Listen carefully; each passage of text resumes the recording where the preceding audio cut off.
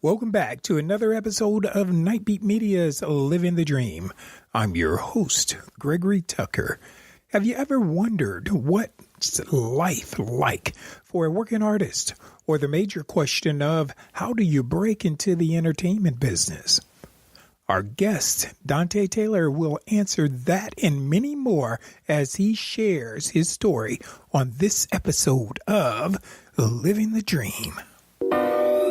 Yeah, Nightbeat Media, we in here. We living the dream, turning my dream to reality. Young entrepreneurs determine their own salaries. Yeah, they try to hold us back, but I'ma let you know, we ain't waiting for a welcome in, we kicking the dough. Yeah, live the dream, you know we live in the dream. Ain't no limits to our vision, Nightbeat, that's the team. Ayy, live the dream, you know we live in the dream. Ain't no limits to our vision, Nightbeat, that's the team. Hold up.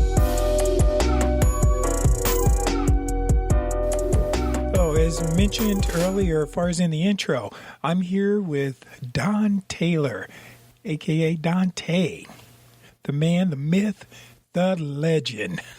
Hey, Don, how are things going, man? That's going good, bro. Sitting here in the studio, Las Vegas, Lions Den Recording Studio. Doing a little recording today. All right. Well, Don, we're going to just kind of jump right into it, okay? If you can give us some background for our viewers here.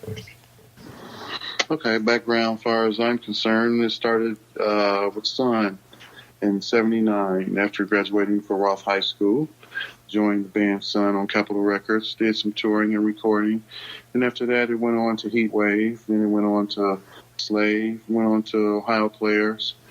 And it continued with Shalimar, the Mac Band, Prince. I worked for Paisley Park for a couple of years as a staff musician and a staff producer and a staff writer. Okay. So, and right now I'm still producing and writing and have a catalog and working with different talent here locally in Las Vegas. Oh, man, that's totally awesome.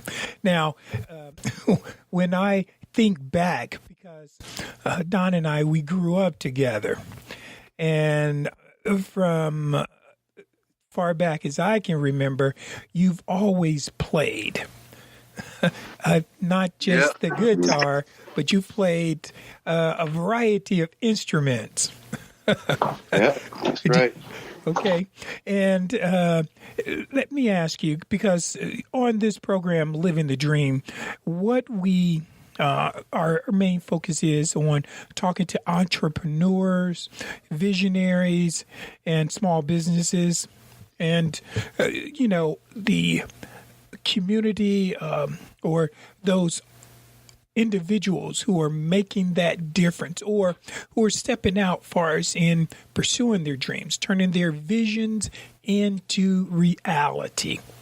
Right. Don, when I know you started out playing because you had a passion far as for music, it seems like that's something that's always been in you. How did you parlay that into a business? Well, it starts in how we was kids. We found our little niche, and I found mine. I thought it was basketball. I always thought I was a baller. I was pretty good, but made the team, set the bench a lot. I wasn't no killer player, but I had to make a choice between the basketball team in my senior year and varsity basketball team and music, and I had to choose music because. In our neighborhood, on a Saturday afternoon, you hear bands in garages just jamming all over the city. So we had a little pulse going everywhere we walked, and we used to get up and go shoot ball, and we'd hear a band in the garage jamming, and that'll stop me from playing a basketball game if I hear a band jamming. So I'm gonna go check them out. So you make buddies in the neighborhood, and then you got this, all my buddies was bass players. So, it's like we jamming around, we sitting around kicking it. And it's like, man, show me that. Man, I bet I can play that. Man, you're not a bass player. You're a guitar player. Stick with the guitar. It's like, no, bro, I think I can do that. let me see that. So it turned into that, and it's like, wow, I could play this thing too. And then the jam sessions over to the house in Residence Park. All the cats used to leave their instruments behind. They didn't feel like bringing a big Fender Rhodes home, back and forth, clavinets, all the keyboards, drum sets. They just leave everything at the house. So as soon as I get out of school, I go straight to the basement and start jamming and banging on everybody's stuff. That's how I got good, man, because I never had my own drum set, and I got this drummer with this really nice drum set over here, and he comes to the house in the evening. It's like, man, what is all this wood doing on the floor, man? Somebody's been playing my drums. I'm chopping wood all day long on this drum set, But that's how it all happens, man. And, some cats they give it up. They didn't have a heart for it. They just... just put it aside. And these cats were really gifted guys that showed me my stuff. Okay. So you learn and you either use it yourself or you don't. And the cats that showed me my stuff, they never used any of it. And I just happened to be the one to come out of high school. It's like, yeah, man, I know all of this stuff, man, from hanging out with my cats. Now I'm going to apply it. I want to make some money. I'm hungry. Right. So it turned into that, man. You show up to auditions. You hear about auditions. Like Heatwave was one of my scariest auditions. I actually had to show up at the Ohio Players Building, and it was like all of my buddies was there, man. All of these cats were super bass players. And it's like I didn't doubt myself, but I was like, wow, I'm up against some monsters here, man. So I had to go in and just prove myself, man, as a bass player. Then you prove yourself as a guitar. Whatever position you're going for, you got to prove yourself and you got to take the position. If you don't take the position, you'll be going out the door with the rest of the fellas wishing you had been on tour with the band because they get ready to take off and hit the road. Mm-hmm. And you didn't make the audition. So it's a survival thing, man. And so you use your skills for survival and you use it. If you want to pursue music, you stick with it and you get better and you don't stop.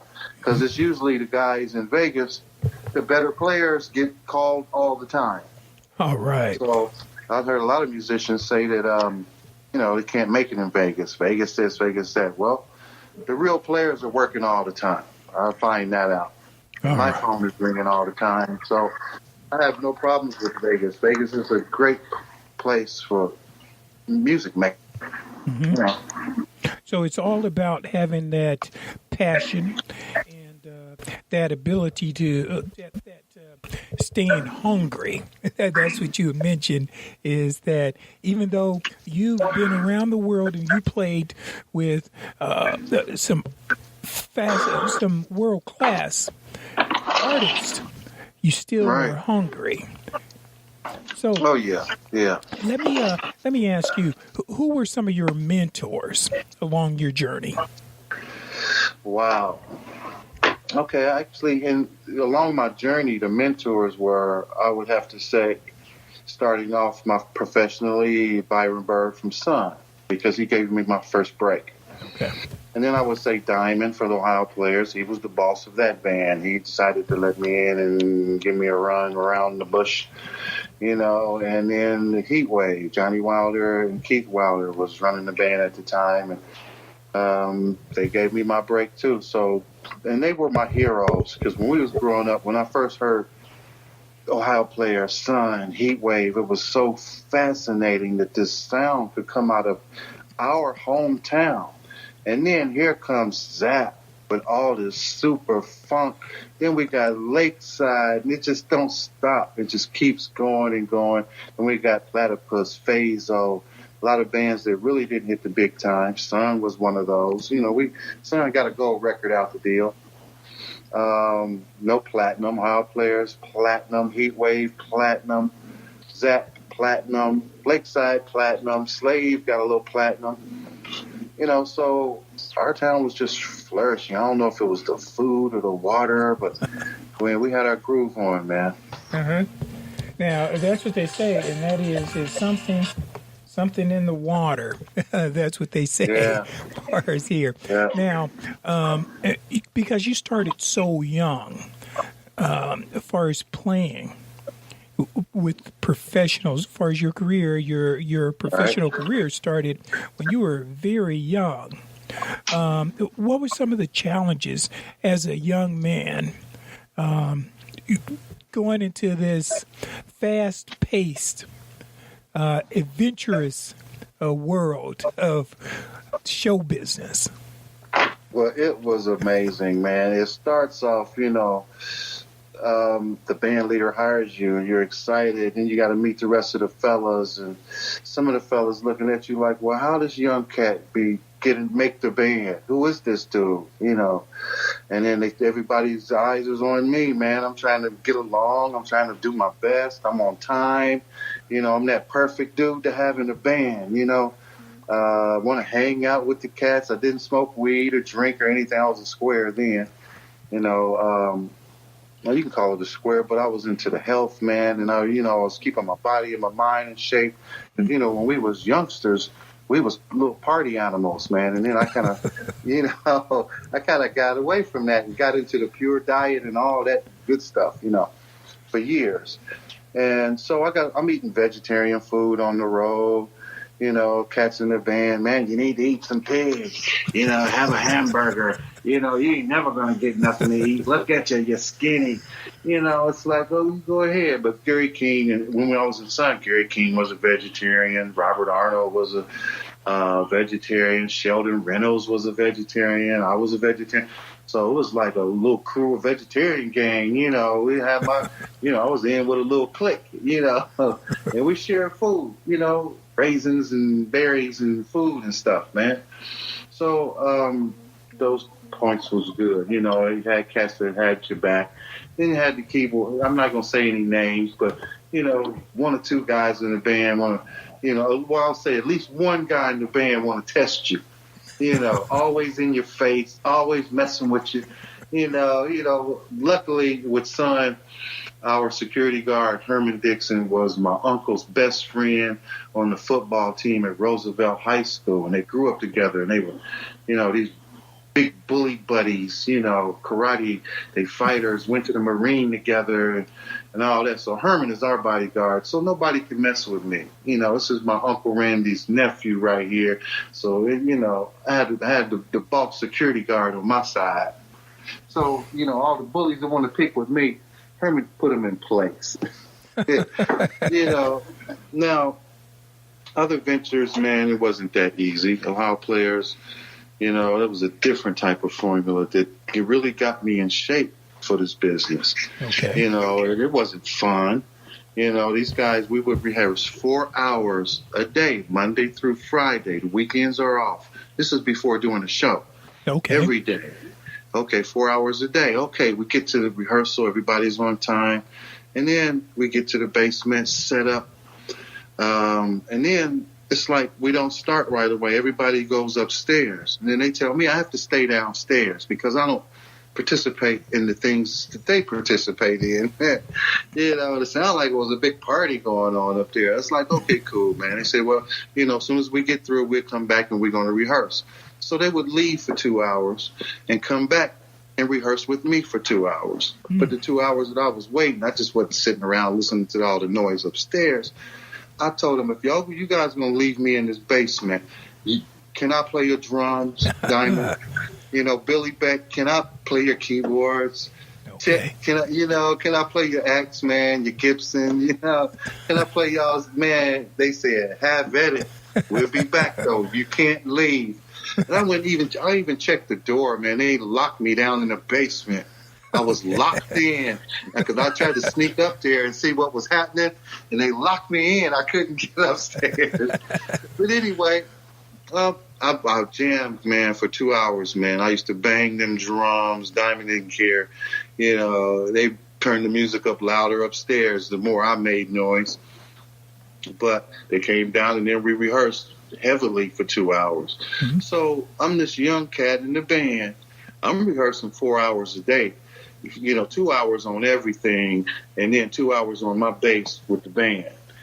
And we hit hard, man. And the fellas, this music was tight. And, them cats come back down feeling pretty good, and we jam, and we rock, and that was it. All right. But it was cool while it lasted, man. It had to end, you know. Of course, things were, I would say, difference of opinion on business. Okay. You know, we didn't agree, and I had to leave, and I had to shake everybody's hand, and Billy's Diamond, everybody was there. We had a meeting, and they replaced me immediately with a bass player, a local bass player, a friend of mine. Uh-huh. You know, and in fact, people still thought I was still with them when they saw him on stage. Oh, wow. Yeah, Darwin Dorsch, killer bass player, man. I love the guy. Okay, well, that's good right there. It seems, from what I'm hearing, and that is all during this time that you were exercising good time management while you were left waiting instead of just sitting there twiddling around. You know, you were putting it to use right there, and that is constantly expanding your skill sets, creating value in your position. Now, exactly. The other part in that is it sounds like you've reinvented yourself more than on one occasion, as far as when you had to change bands. Right. Or a band is just like a company. Every time you went to a different company, it was that reinvention right there. Right. Now, if I can just kind of segue into your recording, because one of the things I know, you're a dynamic producer, songwriter, and a recording engineer and artist. So explain this to us. How did you evolve into that? By the practice and the rehearsing and learning all the songs and everybody's shows and touring and working. I got to learn everybody's show. And, you know, when you get in, the main thing that affected me when I did a Paisley Park time, that was my greatest moment in the business, actually. Actually, you know, all the perks was there. We lived in a really nice place. Angie Stone was right there, assisting Jill with lyrics. And, you know, and Prince, he never checked in on us. And, you know, he just wanted to hear the material when we were done. So, and it was like, I was so happy, and I was just I was excited. He actually inspired me to take on all the other instruments seriously. Now, that Jill is Jill Jones. Yes, that's one of his artists. Yeah, I was assigned to her. Okay. And when I found out this dude played all the instruments and did it all and mixed, and I was like, wait a minute. This sounds like the kind of stuff that I like to do. I mean, I love playing all the stuff, jumping from different things, you know, and I don't know how he gets his inspiration, but mine's always come with a beat. And, you know, when the beat gets right and the fluctuation in the pulse and you know, when all that's in pocket, then comes the keyboards or the bass or the guitar. It depends on what I feel like grabbing first. But when I grab those instruments, I kind of subliminally think of an artist. Like when I lay my keyboard parts, I think about Teddy Riley sometime, Billy Beck from Ohio Players. I think about, you know, different instruments, drummers. I think about Diamond a lot. You know, I think about Curdy, the drummer for Platypus. He's an incredible drummer, and by me playing with this guy a lot in different bands, it helped my studio work out because his discipline as a drummer, the way he plays things when he performed. And it's like, wow, it stick with you with certain cats doing certain things. So the magic comes out of me when I'm in the studio, and it just comes out. I don't even have to think twice about finding the part. The part just comes. It's like, what would Billy Beck do right now for Ohio Players? What would Sugarfoot do right now? What would Roger do right now? What would Bootsy Collins do right now on some real funky, nasty bass? you know. And so I think like that, you know. Okay. Now, And go ahead. I'm sorry. no, go ahead. Well, You good. I was about to ask you, and that is the difference between the live performance and the recording aspect. Right. What is that difference far as with that? Because, you know, now with the advent far as of computers and, you know, for say recording, it's gotten easier far as for the tools are there. But Well, they can use auto tune live now too, but right now live you have to pull it off. You can't stop and hit rewind and fix it. You can't fix it. It's right there, and if somebody's taping, it's coming out on tape. You know, but in the studio, you can go back and fix a mistake. You can punch it in. You can highlight it and crop it, and you know, it's all kind of little fun ways to do things now. okay. And actually, we didn't have the goodies that we have now in our hands just through a MacBook Pro or iMac, running a recording studio, even just running GarageBand only. If you get into Pro Tools and other advanced programs, it's great. If you can master GarageBand, you can make records with GarageBand. Everything is there to make a hit record. Everything. So anybody can make a hit record now. It's instruments already played for you. Just drag and drop, throw them in there, and the sound comes up, and it'll play for you. You know. So, but when it comes to live, oh, you got to get down. Sorry, no cheating in that. You better have your chops up. You better have your moves up. You better have your clothes on right, your hair fixed. If not, you're gonna look like and sound like whatever you do. You know. Okay. But from our school, you know how we do it. We got to come clean, polished, you know, lights, camera action, funk machines, small folk, smoke machine, everything, man. We got to come with rocking the show. All right.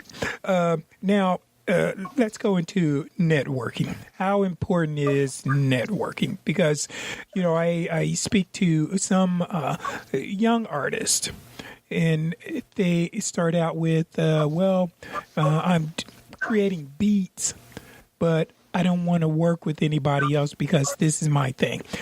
Explain the importance of having a good quality network. Actually, when the computer came about and the internet, that opened up highways for independent musicians to promote, sell, do it yourself. Signing a deal right now is pretty much obsolete. Nobody's even trying to look for somebody to discover them. You're doing it, setting up your phone at the house and doing your thing and recording it, Instagram, Facebook, you're just getting down. And I tested the waters with the Facebook promotion one day before a show, and I can't believe that the amount of people showed up. Just one notice from Facebook. Not having to get on the phone and call a bunch of people. Just, here's my show, $10 to come in, and the tribute to different artists. And it was a pretty good turnout. And I was really surprised at the power that Facebook had. That's my first time doing it. I just think if I put more in the week, a week ahead or 2 weeks ahead of promotions and just laying it on there, I think I probably would have had a better turnout. So that's what I'm going to start doing from now on. And It worked.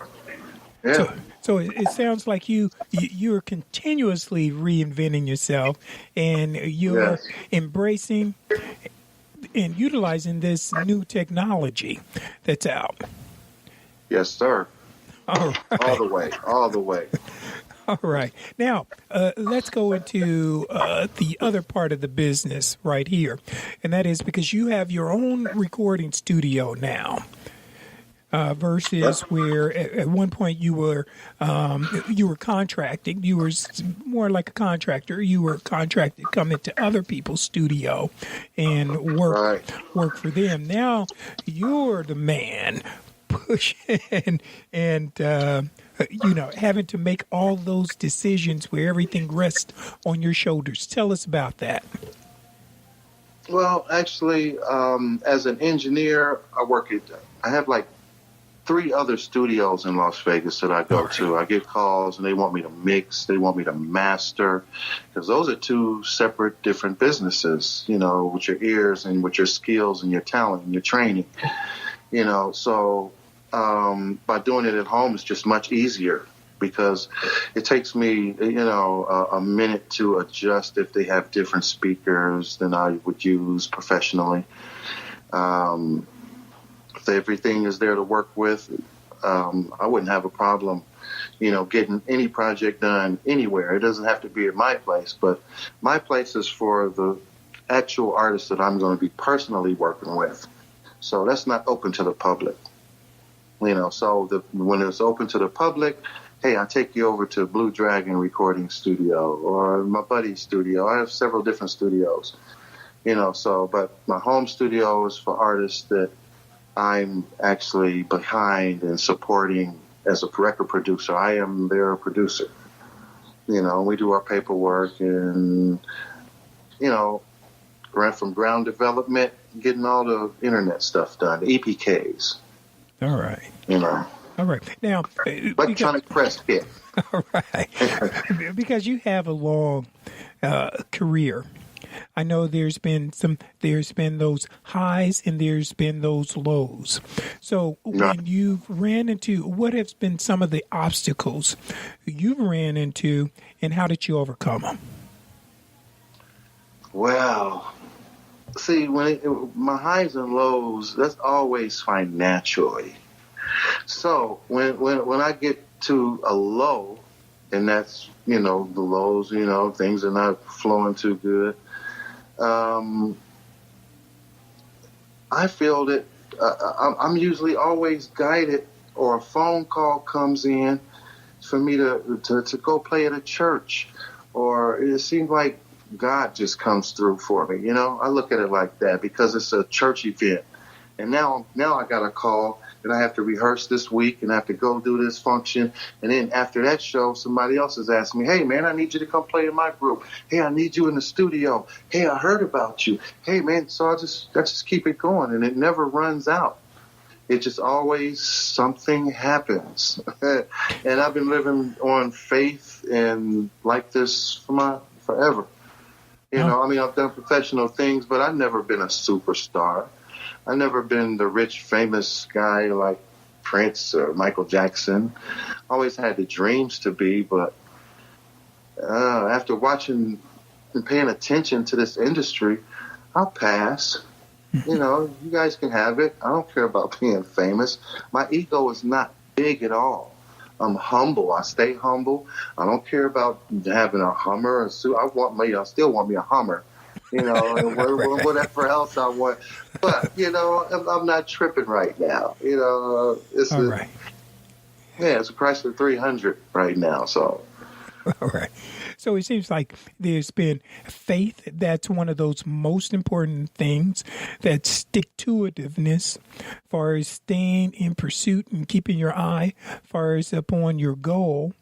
And the other part is how you have cultivated, as far as the relationships over the years, that's somehow it provides you with these dividends. So when you do hit those speed bumps, that they're not as hard and that you still are able to get something because of your work ethic and your reputation. Does that kind of sum it up? Well, actually, you have to keep the ball rolling. You have to stay in the game. You have to keep your chops up. You have to keep your health up. We're dealing with media. We're dealing with video. We're dealing with performance. Your body, you can't run out of air. You have to be in tune. So as a mentor and a coach at this point, a record producer or whatever, that's what I point out. And for all the new coming songwriters, you have to get up on your game. Just don't listen to what's on the radio. Create a new lane. You know, the ones that make the money creates the new lanes. They pick that lane and they create it, and it's working for them. That's their lane. Nobody's greater than anybody else. They just found their lane. Right. You know, if you're a rapper, singer, poet, you know, spoken word artist, you know, find your lane and what your subjects are. You know, and that's it. And I stay in my lane. This is all music, you know. Like when we was kids, we were like little gang members, wasn't we? We was running around with gang jackets, and, you know, in the hood. And we was called chains around brown. We were little gangsters, man. We was kids, you know. And we grew out of that. And you're a businessman running the TV station, and you know we're doing things, man. And we're older now, and luckily we survived. Thank the Lord. Oh, yeah. It's a blessing. It's been blessed right there. Yeah, because we don't have a lot of our friends right now, and I miss them a lot. But we're the ones that keep waking up breathing. So we got to keep it going until it stops. Don't stop. Well, there's a thing that Les Brown says, and that is the last chapter to your life or to your story has not been written yet. So that means that every day that we wake up and we breathe and we open our eyes, we have an opportunity to continuously write our story. Now, as far as a working musician, because being in Vegas, what has been the advantages?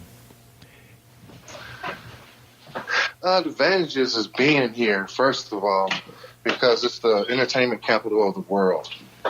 And by being here, there's casinos everywhere. And there's always a band. There's a stage in every casino. Actually, it's multiple stages. If you're not in a big band, there's like duos and single band, one-man band shows in different corners and in different places. Everybody's working and gambling and spending money, and it's just so happy here. And there's, you know, some people spend too much and they leave upset. You know, and there's a lot of people here that gets really stupid with the gambling, and they lose everything they have, and they're outside with a little tent, you know, and still trying to stay here and gamble, you know.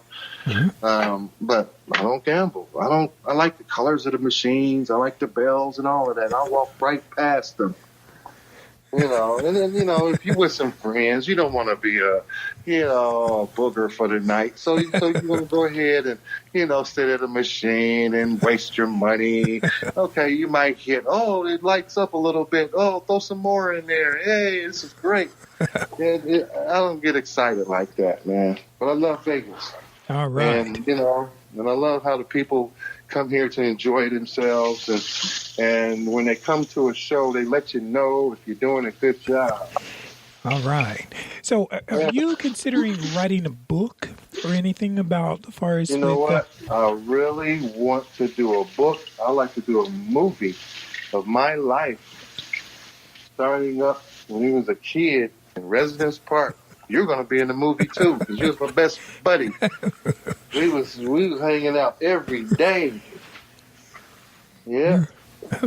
So what advice would you give young upcomers right now, as far as people who are on the fence, straddling the fence, determining are they going to commit as far as to pursuing their career, or just continue as far as to play as a hobby?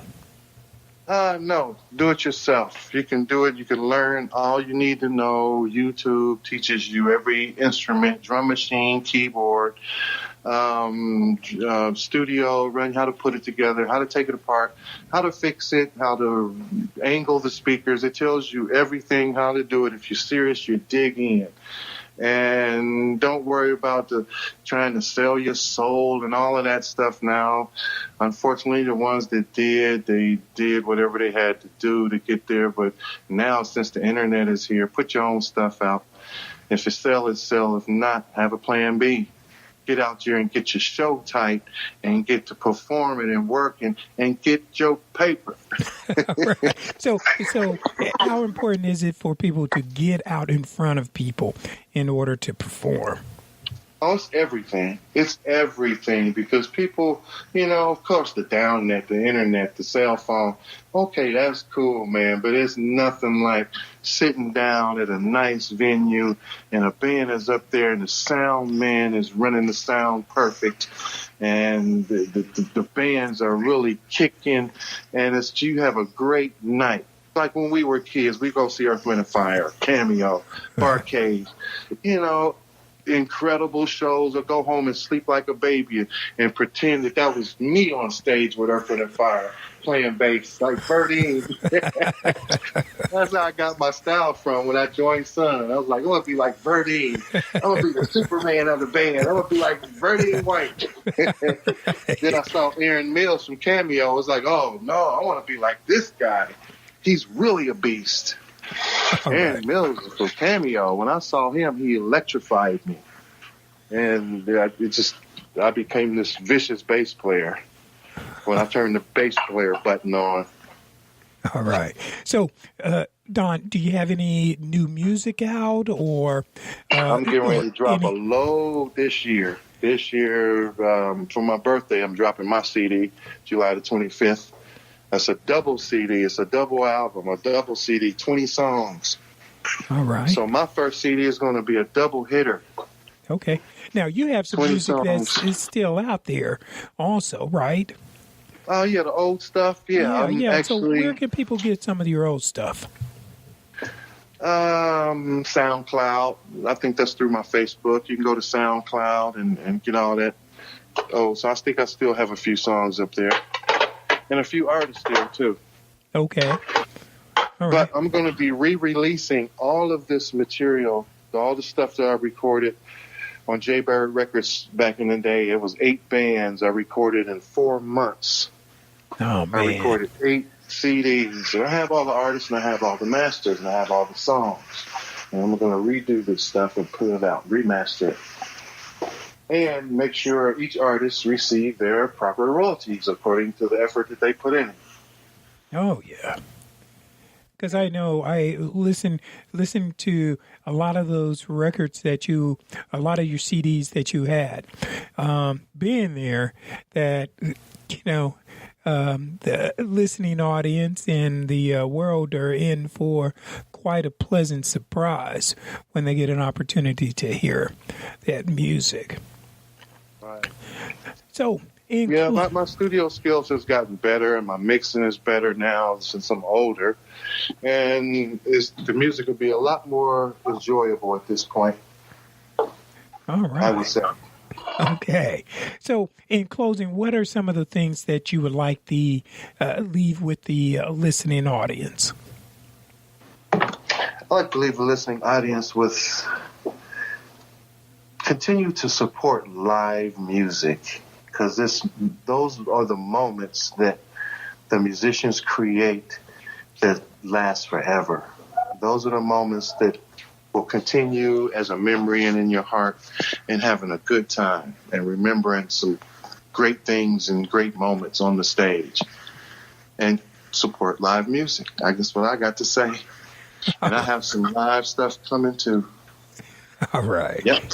All right. Well, Don, you're located on Facebook. Do you have a fan page?